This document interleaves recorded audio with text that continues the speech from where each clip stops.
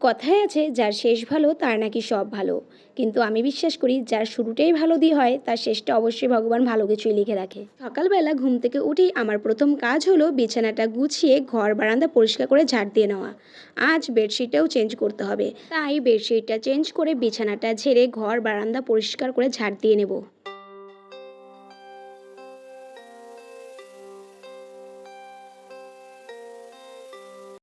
Hello everyone, কেমন আছো সবাই? আশা করি খুব ভালো আছো, আমিও খুব ভালো আছি।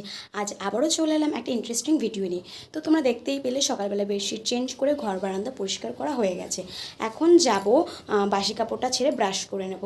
তো ভিডিওটা আজকে খুব ইন্টারেস্টিং হতে চলেছে, তো ভিডিওটা কিন্তু শেষ পর্যন্ত দেখতে হবে। তো চলো এখন যাব ব্রাশ করতে।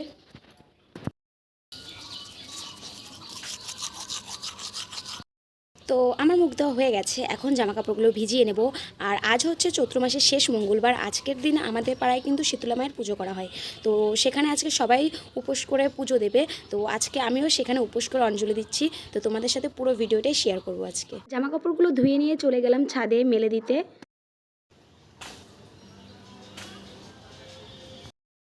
তো আমার জামা কাপড় কাচা হয়ে গেছে, আর মাকে পাঠিয়েছি একটু দোকানে, যেহেতু পুজো দিয়ে এসে ভাতটা তার কিছু খাই না, সাবু খাই, তার জন্য মাকে একটু সাবু আনতে পাঠিয়েছি। মা এখন বাজারের উদ্দেশ্যে রওনা দিয়ে দিল।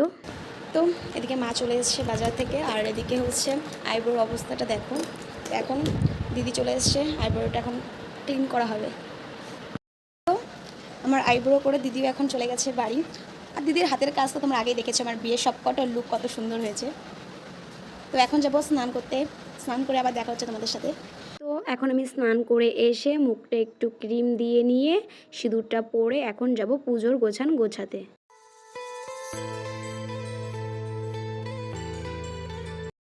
তো এটা হচ্ছে আমার বিয়েতে পাওয়া একটা পূর্ণপত্র। তো আজকে এটাতেই সমস্ত কিছু সাজিয়ে গুছিয়ে নিয়ে যাব। তো এদিকে পূর্ণপত্র সাইজ করে সুন্দর করে কলা পাতা কেটে নিয়েছি, এখন সব ফলগুলো এর মধ্যে বানিয়ে নেবো।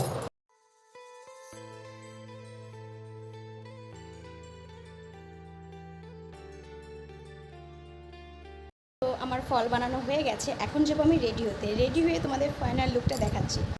আমার জন্য আমি এই হলুদ শাড়িটা বের করে নিয়েছি, আর মাকে বললাম তুমি তোমার পছন্দ মতো একটা শাড়ি বের করে নাও। তো মা এখন মায়ের পছন্দ মতো একটা শাড়ি বের করে নেবে।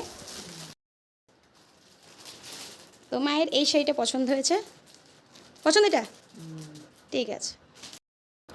যেহেতু আমি আংটি পরতে খুব ভালোবাসি, তার জন্য মায়ের এই আংটিটা আজ বের করে দিল আমাকে পরার জন্য। তো আজকে এই আংটিটা আমি পরবো। আংটিটি কিন্তু ওল্ড মডেল, একসময় এই আংটির কিন্তু খুব চল ছিল। ছোটবেলা থেকে দেখেছি এই পুজোর দিনে মা কাকি সবাই কিন্তু এক জায়গায় বসে আলতা পরতো। মা প্রসাদের ডালা নিয়ে চলে গেছে, আর এখন আমি আর দিদি যাব পুজো দিতে। তো এটা হচ্ছে আমার ফাইনাল লুক। আজ কিন্তু প্রচণ্ড রোদ, বাইরে হাঁটাচলা করাই যাচ্ছে না। আয়ুর্দেহি যশোদেহি ধন।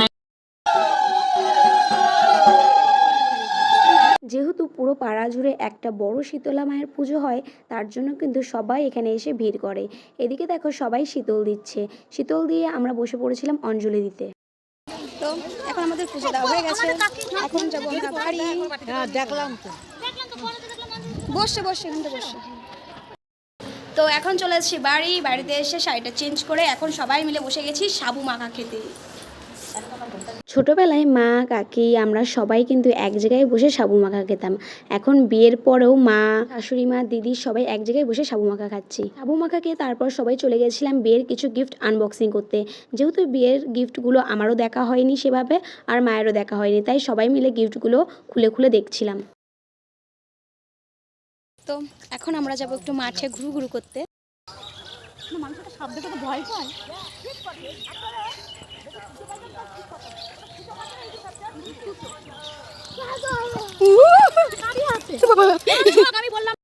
তো এখন আমরা সবাই যাচ্ছি মাঠে। মুখের কি অবস্থা শুধু। যাচ্ছে দুই বেআইন, তারপর হচ্ছে যাচ্ছে বাবু, তারপর যাচ্ছি আমি, তারপর আমার দিদি। এদিকে দেখো মাঠে ওল লাগিয়েছে, তার থেকে ছোট ছোট চারা গাছ বেরিয়েছে।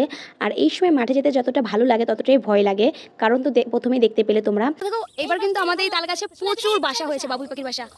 আর কতগুলো পাখি দেখো, কত পাখি, কি ভালো লাগছে না? একটা আধখানা দেখি তো এর জন্য অতটা মনে রাখতে পারি না। অনেক আছে। বাবুই পাখি, হ্যাঁ বাবুই এই যে শিল্পী পাখি বলে, এই যে বলে না যে সুতা দিয়ে কি ঘর করে, এই যে, আবার ওর মার ফটো তুলে আনবে। এদিকে দেখো সূর্যাস্তের সময় হয়ে গেছে আর আমরাও রওনা দিয়েছি বাড়ির উদ্দেশ্যে। বাড়ির পথে যেতে যেতে চলে গেছিলাম আমাদের শশা ক্ষেতের জমিতে।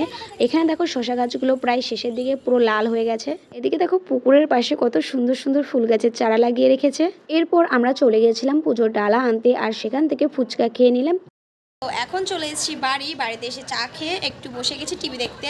তো ভিডিওটা আজকে এখানেই শেষ করলাম। কেমন লেগেছে অবশ্যই কমেন্ট করে জানিও। ভালো লাগলে লাইক কমেন্ট শেয়ার করে দিও, ফলো করে পাশে থেকো। বাই বাই, দেখা হচ্ছে নতুন কোনো ভিডিওতে।